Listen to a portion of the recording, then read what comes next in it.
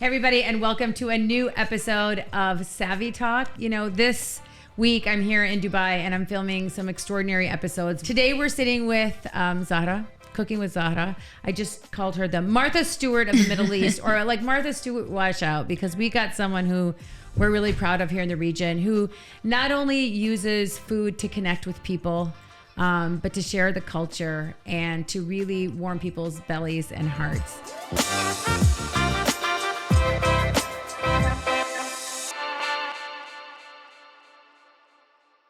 I'm very delighted to be joined today by Zahra. Thank you so much for having me, Maha. I'm so excited to be here with you. I know. I've been following you on social media for a long time. I have failed at many of your recipes, but I think if I have the cookbook in front of me, I'll probably do a better job. But let's start by telling people your story, because you are multicultural in how you cook and in your approach. But tell us a little bit about your background and your personal story.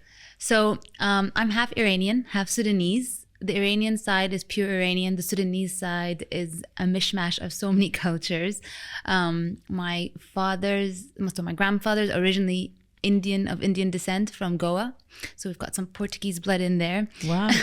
And then my grandmother is originally of Egyptian descent from Alexandria. And so Sudan was the melting pot of cultures, and I just got to be part of that little mix of different flavors. And I'm married. I have 3 beautiful boys and a little dog, Luna, who's my daughter. I always wanted a little girl, and this is how I got one. And my husband's Palestinian, Jordanian. So we represent the region. I was born in London.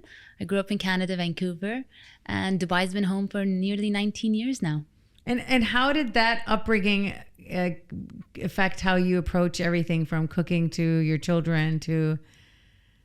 I went from not belonging to fully belonging, because coming from such different cultures, different languages, it's always hard to kind of find a way to fit in, and I struggled with that.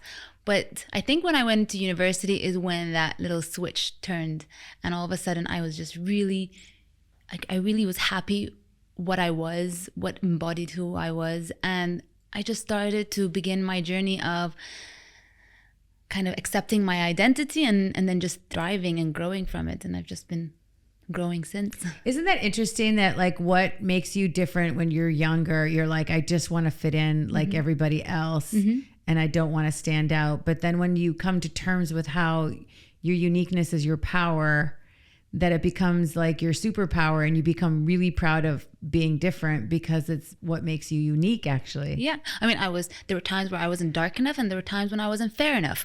Yeah. So, and when I speak Farsi, it's like, oh, you're singing. And when you're speaking Arabic, oh, you're talking in a very rough language. And it's like, no, I mean, I am all of these things, and I'm very proud of all of them. And I think that really directs where I am today. And so my food is my medium, but there are so many undertones of messages that I share. And I try not to be very, this is what you must think and this is what you must do. But I'm very much about, here's a scenario, here's a situation, here's an idea. Think about it, enjoy it. Here are the ingredients, make what you will based on those ingredients. Yeah. What are some of the underlying messages and stories you like to share? So this book is about polarities. This book is about a celebration of Eastern and Western cultures. It's a celebration of traditional and modern experiences. And I think and it's really interesting that the year this book came out was this one here. Yeah, Cooking with Zahra. The year Cooking with Zahra came out was the year of tolerance for the UAE. So it was just so like serendipitous that this book that had so much key messages happened to come at the same time. And it's also like, if you're a traditionalist, you're not gonna like my book, because I'll do things with a little twist. But it's I think that's the evolution and the infusion and the modernization of the recipes and the simplicity of the recipes that I'm trying to push forward. Don't complicate things. And if you can take that attitude with food and apply it to so many things, yeah, it's cool. It's got a message. Yeah. And you're expressing yourself in a way that relates to a lot of different people. Yeah. How has food been a vehicle for you to tell stories? I've always been a feeder. I mean, one of my fondest memories is when I was in university, we had a lot of international students. And I somehow got into this tradition of hosting them once a year and making a list of their favorite dishes and getting my mom and my grandmother in the kitchen. All right, we're cooking up a feast. And everyone would get excited about it because they just walk in and get embraced by that whiff of home. And so I love what food does, how it makes people feel. I actually don't cook for myself. Really? If I'm alone at home, I'll just have bread and cheese and I'm happy. Give me some good salted butter, some nice slices of cheese, a cup of tea, and I'm happy. Yes. But when I have people coming over, and especially if I love them, oh boy, the flavors and the emotions and everything just comes through. So I always say food is my artistry, my therapy, and my way of connecting with people. In the book, I share my experience with cancer. I was pregnant with my third child and I had thyroid cancer.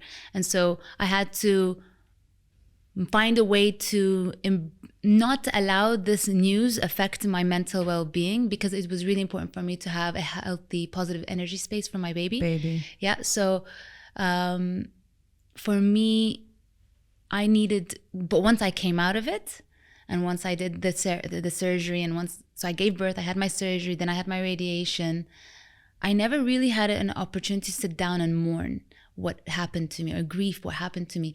And I think only just recently I've started to acknowledge what I had dealt with. And food saved me. Food saved you. Yeah, food, getting back into the kitchen, just cooking and feeding people just saved me. And I think it's just that process of sharing that experience and kind of changing the discourse of what a kitchen should mean to what it can be. It's not a woman's place. It's a space of love. It's a place for family. It's the soul of a home. It's nurturing. And so it's really exciting when I hear women say, oh, I hated the kitchen, but now I like it, and I'm in it. And my husband's with me and my kids are with me and we're cooking together. People who went through COVID. I was going to ask you about COVID. Oh, my COVID was amazing because I had my grandmother in lockdown with me and she became everyone's grandmother. Yes, I saw her in your videos. She was funny. I got her yelling for bringing the wrong kind of spinach one day. But it's cute because that's grandma. Grandma is like all about love and all of that. So food was my therapy. Food is my artistry. It's my creative space. And it's my way of connecting with people. I wanted to share one really interesting story about the cookbook, about talking about subtle ways where you change behaviors and views. We as a culture are very perfectionist. If we don't do something perfectly, we just don't do it. And it's very intimidating and very threatening. And what I hope is I try to keep a casualness of how I present my stuff.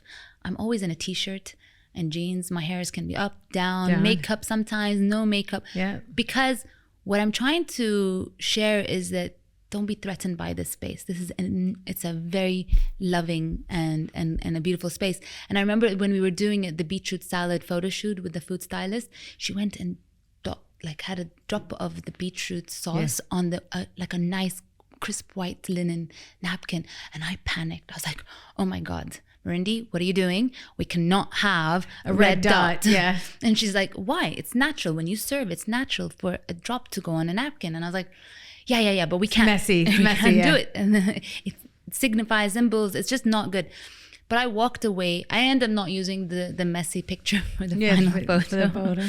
But I did walk away learning something that day where we need to share the messaging of just, it's okay. It's okay. If it's messy, if it's okay, if it's not perfect. Life is messy. Life is not perfect. It's authentic to how things happen in the kitchen. People spill things. Yeah. I love the fact that you cook with your family. Yes. How is that part of your story and narrative to share the experience with others? I feel for me, food is my identity and it's my source of self-worth. Because every recipe has history, has traditions, has culture.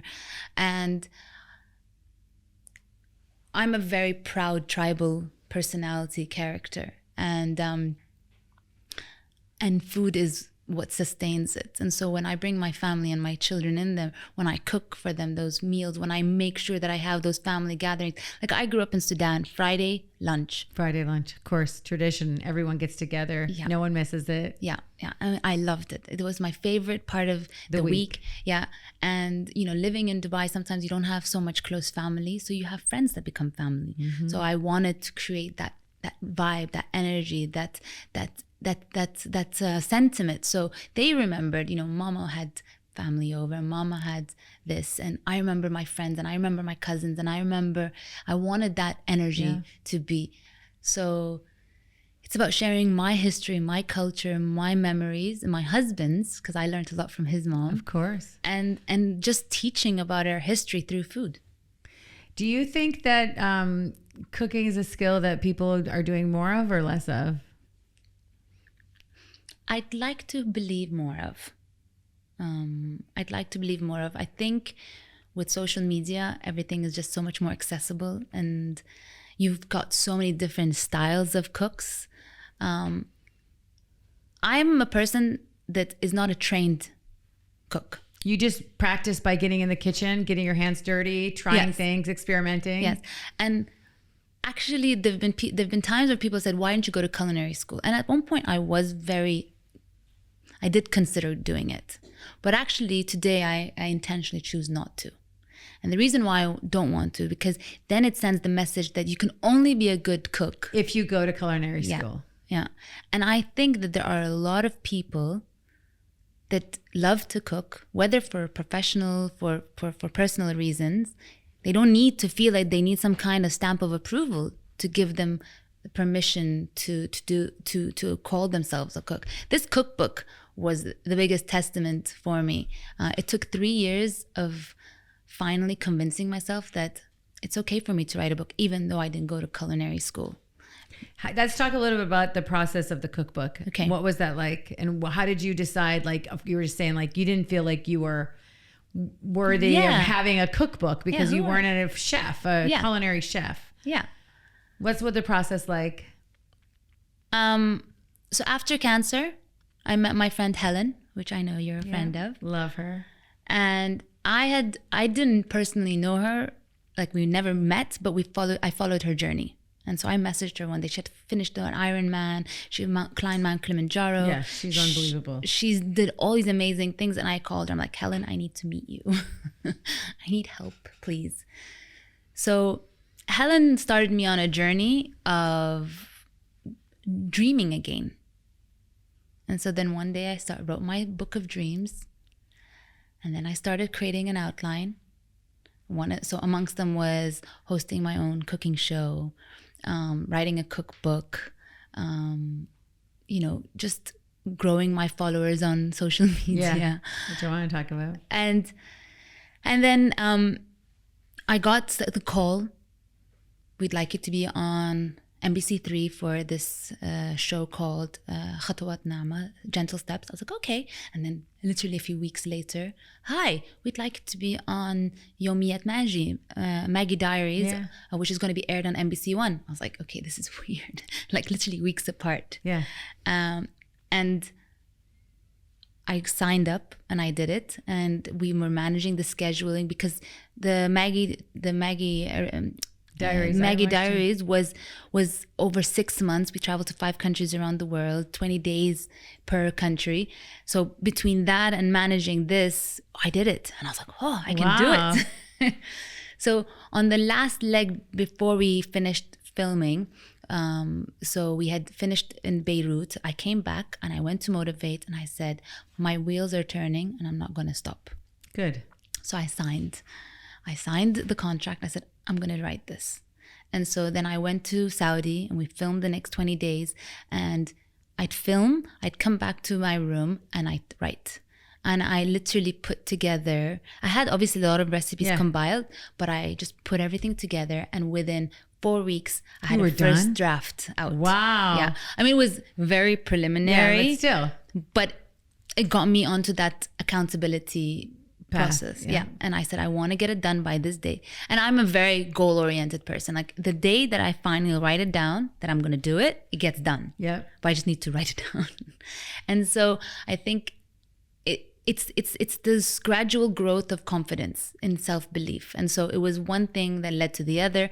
And then finally taking the leap of faith. But it was also the acceptance that this book is for me. I might get 5 books sold, or I might be, but we were just telling you today, it's sold out. We can't get it anywhere. It's such exciting news. I didn't realize that. It's amazing. It's amazing. Yeah. And you have a huge following on social media. I do. So how does that work? Like you have to obviously create in the kitchen because you have to cook meals and create products and recipes and cook for your family. And you actually have to now learn how to film it and lighting and where's the camera going to be and how do I explain the steps, because you may just have a recipe and just taste it as you go. Like, how does that work to create content, and what is that process like for you? And it's a lot, right? And who edits, and how do you do all of that? So it's what started off as just very casual filming. You were doing it yourself? No, my sister used to have a photography company, so I would guide her, ask her team, can you come and help me, please? But in COVID, I did actually film my own stuff. So I realized, I can do it too. Yeah. But I prefer someone else to do it. Yeah. But today we have a team of 5 people. And we produce the content internally. Actually, I have 2 businesses. So I've got Cooking with Zahra, the content creation company. But I also have Zahra's Kitchen, which is a frozen food. Yes, a line. Yeah. So this team, we manage both at the same time. So we went from being very haphazard about how we do things to now we plan things 2 to 3 months in advance. We've got schedules. We've reduced the amount of content that we create per month. So we went from just posting random pictures to 12 key recipes, video content that we produce every month. 12 recipes a month? 12 recipes. That's a minimum, unless there's like some extra, but Ramadan, for example, we have 30 days of Ramadan. So we always do 30 days for that. And then I'm relaunching my blog. So we've hired a blog designer who focuses primarily on food blogs in New Zealand, and they're responsible for some of the top global blogs. My aim is to be a leader within our region. Because you know what, we don't have AdThrive and we don't have any of these advertising spaces that are being used. And I'd hopefully like to open that path for other bloggers as well, and hopefully inspire them to also take it seriously, because we went through a whole Insta blogging and that was the focus of it. Not so much back to the traditional blog website. You get on it, you look at your recipes, you download them, tell you what to go buy from the grocery store. So we've got the blog and the video content that we create, and we're just building that. And the aim is that we're going to feature and support the local community. Like, I'm about enabling and pushing a lot of other food bloggers, but also a lot of people within the foodie space, and also like tastemakers. Like, people are making a difference to the landscape. What about local ingredients? Are you struggling to find local ingredients, or how are you infusing them into what you're doing? So when I infuse local ingredients, it's more about flavors. So for example, in the book there is a parsnip hummus. So parsnip isn't a typical recipe that we use in this part of the world. It's a very much of a Western ingredient. But I make a nice hummus with parsnip, but then date molasses, which is a very typical thing in the Middle East.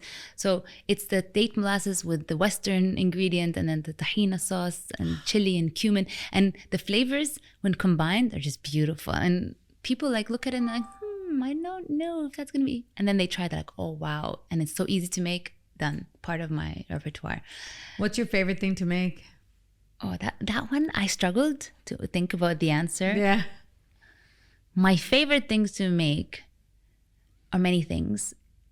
If I was going to do like my Iranian theme night, I'd love to make fesenjoon, which is a beautiful slow walnut stew with meatballs, with nice rice, my sour cherry jam rice with meatballs. Really good. My grandmother's shirin polo, which is a jeweled rice with almonds and pistachios and barberries with saffron and saffron chicken. When it comes to Middle Eastern food, I love مسخن. مسخن is so good. Explain to listeners what مسخن is. So مسخن is a traditional Palestinian dish, and it's usually made when they harvest the olives towards the end of October, November. And this is a dish that is traditionally made to gauge on the quality of the olive oil. So if the olive oil is good, your dish is going to be amazing. And basically what it is slow braised onions, and I braise mine for like 5-6 hours, so it has a beautiful caramel sweet flavor that comes out.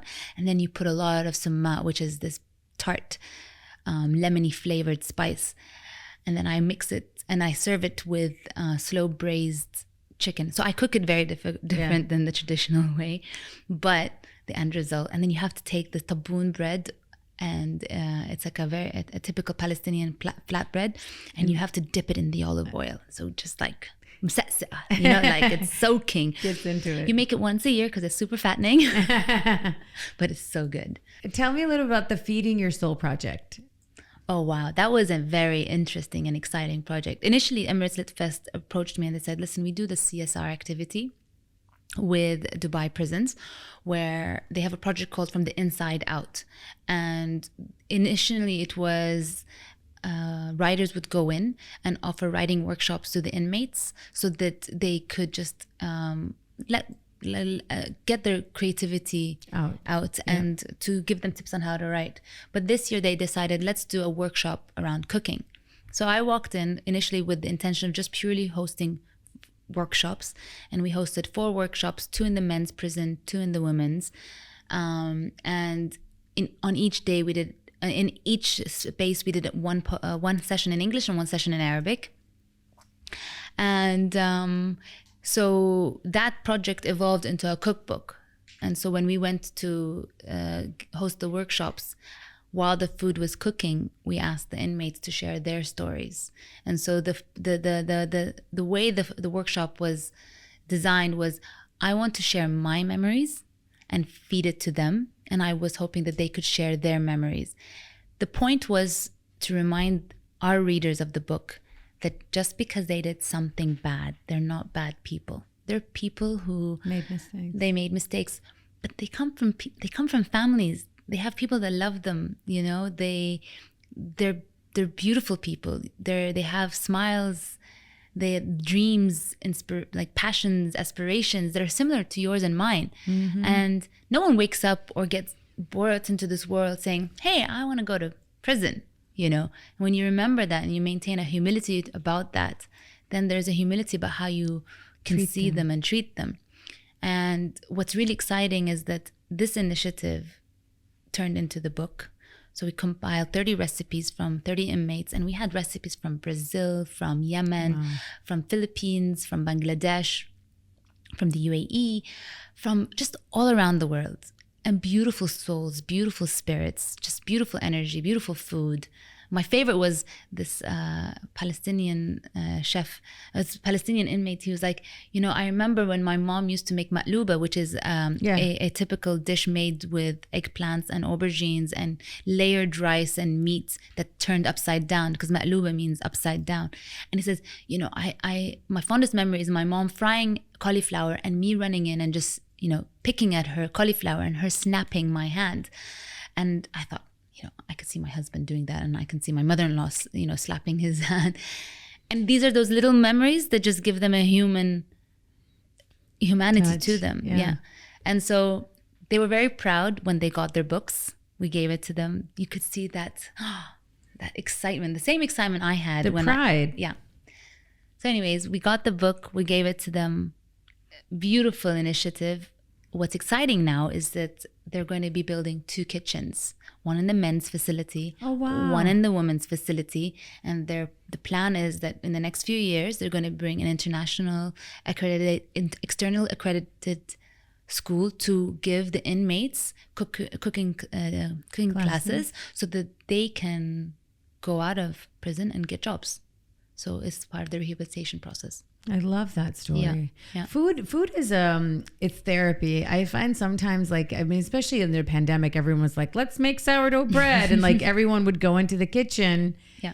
to create, Yeah. because it gives them a sense of accomplishment and a sense of, it's nurturing. Yeah. It's love. Like when you're in the kitchen and you create something that you or your family enjoy, it makes you feel good serving them and pleasing them by serving them something that you've made with your own hands. Similar to the story now of the prisons. Yeah. Like you're going to give them skills. Yeah. Cooking is a skill. Yeah. And they can use that anywhere that they go because everyone needs to eat. Yeah. It's a universal thing that's not going to go out of style. Yeah. How do you think food in general and your time in the kitchen can be a positive message for people who aren't really finding their passions? It's funny. Sometimes I ask friends or people who don't like the kitchen, and I'm curious to ask them, why don't you like the kitchen? And the ones that are the hardest to change are the ones that are associated to some sort of trauma. The ones that there's space to change are just societal perceptions where you are challenging. And also reminding that it doesn't matter how good of a cook you are, you can still make mistakes and you can still burn food and there can still be blunders. It's true. It's true.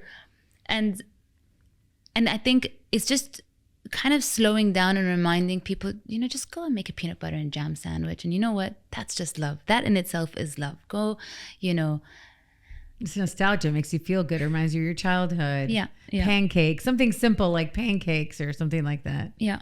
Yeah. It's just changing the association to food. Do you see yourself as a chef or as a content creator or as an author or... I struggled with defining myself for a very long time, and people were like, what do you do? I'm like, I'm a blogger.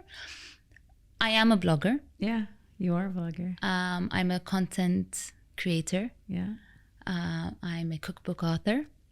And today I can add food entrepreneur on the list. Food entrepreneur, author of a cookbook, content creator, and blogger. We can't wait to see what you're going to do next. I really enjoyed having you on the show today.